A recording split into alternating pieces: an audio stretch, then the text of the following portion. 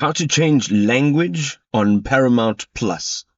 Good day, folks, and welcome to the channel. If you have a Paramount Plus account, you can go ahead and change the language on any one of the episodes or movies that you're watching. So this is how we go about it. The first thing you want to do is, of course, choose the movie or the series that you would like to watch, and you will get basically onto the watch page where you will be able to control the play, back, and forward into the episode. You can also control the volume and the full screen. Up at the top right hand side, you will have the subtitles and audio option, and you're going to go ahead and tap on that.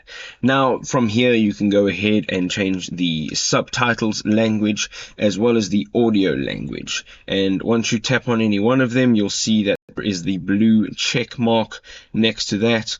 And once you are done, you're going to go ahead and tap on the X on the top right hand side, and your video playback now will be in the selected language.